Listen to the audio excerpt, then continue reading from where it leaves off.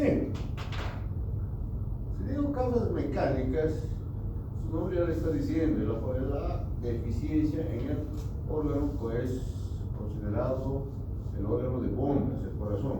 Quiere decir que es el corazón el que no está bombeando la suficiente cantidad de sangre oxigenada, ¿cierto? Entonces es la capacidad contráctil que está alterada, o está modificada, o está disminuyendo el riesgo sanguíneo por daño valvular por algún motivo, pero el problema está en la parte mecánica del corazón, ¿cierto? ¿Qué causas mecánicas puedo nombrar yo? ¿Cuáles serían los motivos por los cuales el corazón no podría bombear una cantidad de sangre oxigenada suficiente como para que yo pueda brindarle al corazón o al cerebro un riego oxigenado suficiente? ¿Cierto? ¿Qué daños tendría que tener el corazón para no poder brindar ese oxígeno tan indispensable que es por todos nuestros tejidos? Y indudablemente el cerebro es extremadamente dependiente de este oxígeno. Les digo, algunas veces nuestros tejidos, en especial el sistema nervioso central, son extremadamente dependientes del oxígeno que viene del ventrículo izquierdo. O sea que el ventrículo izquierdo no nos puede fallar, porque el ventrículo izquierdo tiene que tener esa capacidad de bombear con una fuerza y con una presión suficiente para que le llegue sangre oxigenada no solamente al cerebro, sino a todos los tejidos, de tal manera que nosotros podamos brindar una oxigenación adecuada a los tejidos, ¿cierto? ¿Qué causas mecánicas podemos nombrar? A ver qué se les ocurre, jóvenes. ¿Qué daños? ¿Qué? Estenosis, bien. Estenosis, ¿quién? Obviamente valvular, si es estenosis valvular, ¿verdad? ¿Cuál es la estenosis valvular más lesiva en relación al brindar oxígeno al cerebro o a los tejidos? La estenosis aórtica, jóvenes. Luego, todas las estenosis valvulares pueden ocasionar eso. Luego, el embolismo pulmonar, la hipertensión pulmonar, la miocardiopatía hipertrófica.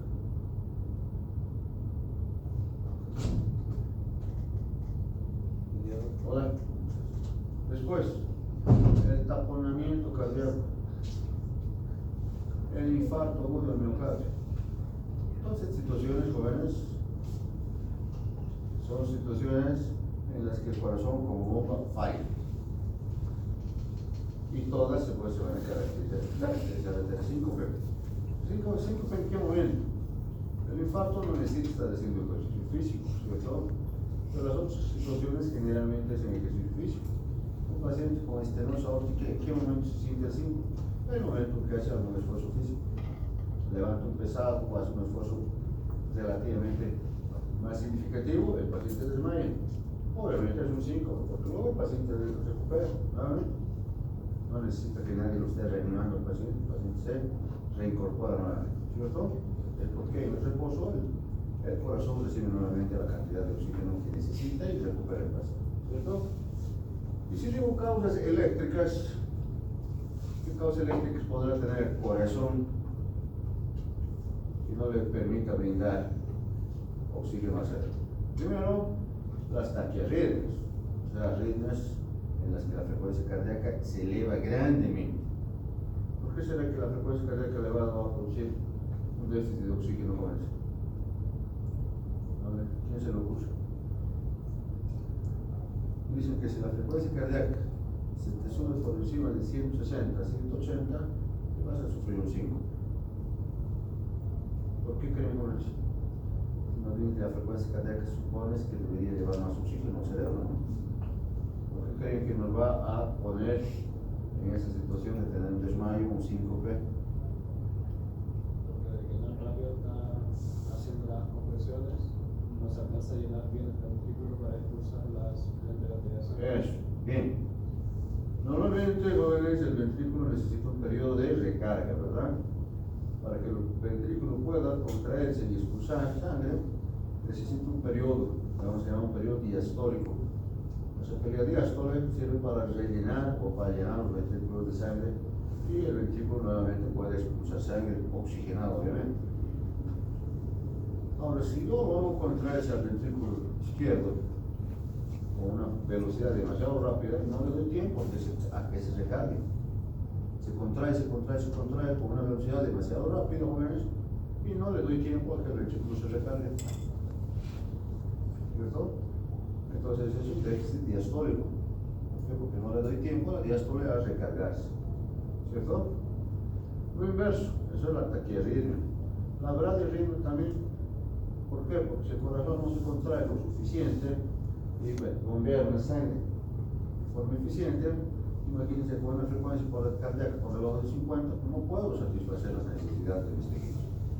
Entonces una bradiarritmia también produce una alteración sincopal. Ahora bien, alteraciones en pacientes que tienen marcapasos, evidente. Si el marcapaso no funciona a demanda, no acelera y desacelera cuando la persona necesita, igual la persona puede sufrir sí. ¿Cierto? Entonces bien, esas son las alteraciones cardiogénicas. Esas alteraciones obviamente son las que a nosotros nos interesan más porque obviamente nuestro capítulo está relacionado a alteraciones cardiocirculatorias. Las otras alteraciones las vamos a nombrar, las vamos a explicar también, pero obviamente la que más nos interesa primero. Alteraciones de la resistencia vascular, o también llamado tono vascular periférico, ¿verdad? ¿En qué momento será que nosotros podemos alterar nuestro tono vascular periférico? ¿Cierto? Uno, estímulos vagales, jóvenes. Estímulos vagales.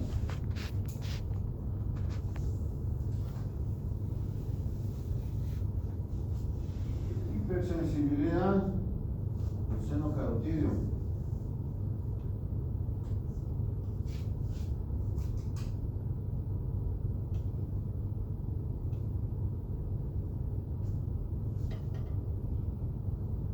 Hipotensión ortostática, jóvenes. En algunas situaciones nos generan este tipo de alteración del tono vascular periférico. ¿Qué situaciones se pueden nombrar? Grandes esfuerzos, jóvenes. ¿Cómo qué? El o la maniobra de Valsalva. ¿Saben por la maniobra de Valsalva, verdad? Hacer un empujo, como si estuvieras haciendo un estímulo defecatorio. Así. Esa es la maniobra de Valsalva. Segundo, la deglución. Tercero, la micción y la defecación, jóvenes. Esos estímulos pueden acompañarse de alteraciones de tono vascular periférico. ¿Cierto? Tercera causa. Alteraciones del riego sanguíneo cerebral. Su nombre lo dice. Son 5 P's neurológicos.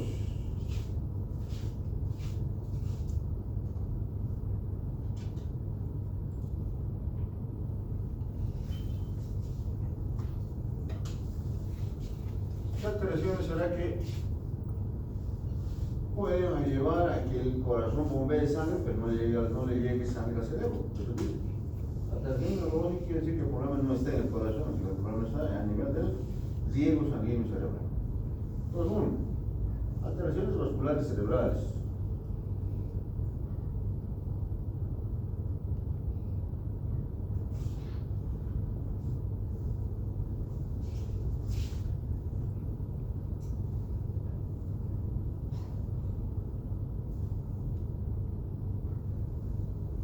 Procesos expansivos, jóvenes.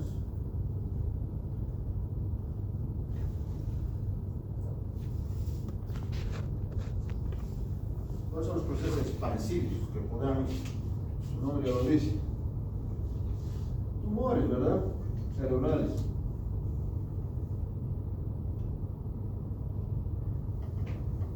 ¿Qué otros procesos son así? Hematomas. Hematomas que aumentan de dimensiones, crecen. Entonces, en situaciones hacen que el riego sanguíneo cerebral no cumpla, ¿cierto? Alteración de la composición de la sangre. ¿Qué alteración de la composición de la sangre será que nos puede producir desmayo? Sí, pero la anemia pura solamente se debe acompañar de ejercicio, ¿verdad?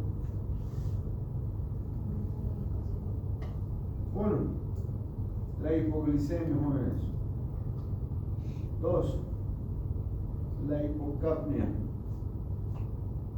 o la hiperventilación. Y la hipoxia.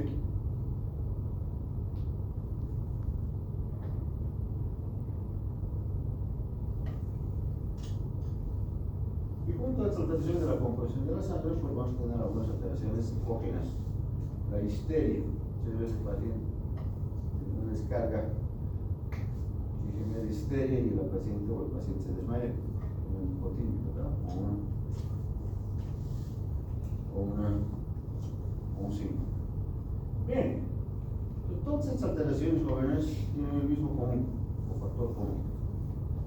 Pérdida de conciencia, generalmente relacionado con un gasto cardíaco insuficiente del riego sanguíneo cerebral, de origen cardiogénico, alteración vascular o resistencia vascular, alteración del riego sanguíneo cerebral o alteración de la composición de la sangre. ¿Qué tienen en común todas estas situaciones? El paciente recupere solo, no necesita maniobras de reanimación. Desde el momento en que el paciente tenga una pérdida de conciencia y el paciente no recupere solo, ya no es síncope. Ya le pueden poner otro nombre, ¿cierto? Pero para que yo considere síncope, la palabra síncope, el paciente tiene que desmayarse, perder la conciencia, tiene que tener una pérdida de conciencia, un tono vascular periférico insuficiente, etcétera, etcétera, pero es de corta duración. Resolución espontánea y no deja secuela. Lo que quiero decir que después de estas situaciones, el paciente se va a levantar. Obviamente el trauma puede generarle alguna lesión, algún dolor, alguna molestia, simplemente si el paciente tiene un síncope sobre alguna lesión o sobre alguna estructura que le lesione la cabeza y se produce una herida, pues eso ya es completamente fuera del concepto de síncope. Obviamente el paciente podría caer sobre alguna estructura en cada una lesión, una herida, ¿cierto? Pero el concepto de síncope quiere decir que el paciente va a recuperar sin secuelas neurológicas, es decir, que el paciente va a despertar como si no hubiera pasado nada, va a recuperar la conciencia en forma rápida, es de corta duración, no deja secuelas, el paciente puede incorporarse normalmente y obviamente va a tener una reanimación espontánea, no necesita mayor reanimación. Entonces ese es el concepto de síncope, ¿cierto? Bien, dentro de su evolución clínica, jóvenes, el paciente pasa por dos fases. ¿Ya? Una fase presincopal, en la que el paciente libera una cantidad de adrenalina severa, jóvenes. O sea que el paciente muchas veces, antes de tener el desmayo, el síncope, la pérdida de conciencia, va a tener una descarga adrenérgica, es la fase presincopal, en la que el paciente, ¿qué va a sentir? Una descarga adrenérgica. Empieza a sentir palpitaciones, sudoración, empieza a tener alteración de la mareo, vértigos, empieza a tener una situación extraña el paciente y luego el paciente pierde la conciencia. Entonces es la fase presincopal en la que el paciente tiene una descarga adrenérgica. Así, taquicardia, miedo, ansiedad, el paciente se siente ansioso, miedoso con alguna situación que le está avisando que va a tener un síntoma, ¿cierto? Y pues después de eso viene la segunda fase, que es la fase sincopal, en la que obviamente viene el periodo de hipotensión de bradicardia y el paciente pierde la conciencia. Entonces son los dos periodos.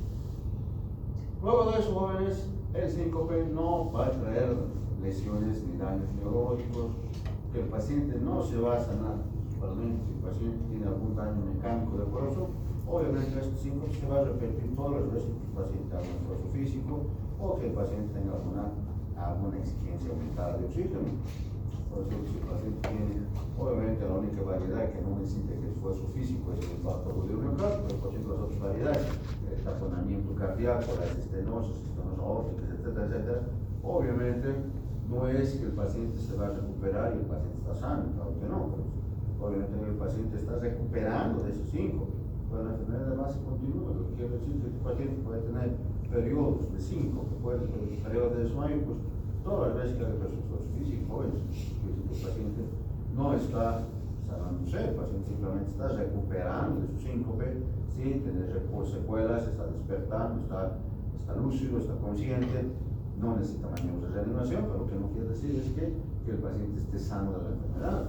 La enfermedad, por ejemplo, son alteraciones mecánicas cardíacas o alteraciones eléctricas, quiere decir que el paciente pues obviamente va a repetir esto cuantas veces la alteración se repita, ¿cierto? Es por eso que los pacientes todas las veces que hacen un esfuerzo físico, principalmente los pacientes que cursan con estenosis aórtica, con algunos otros estenosis valvulares, que ya lo conocemos más adelante, todas las veces el paciente desmaya. Agarra, va, levanta un pesado o alguna cosa y cuando se da cuenta ya el mareo, el vértigo y la hipoxia hacen que el paciente desmaye. Un par de minutos y el paciente se recupera. Simplemente es una crisis súbita de ausencia de irrigación sanguínea. ¿Entendí lo que es 5? ¿Cierto? No tiene ningún secreto. Ese es el concepto de 5. ¿Cierto? Bien.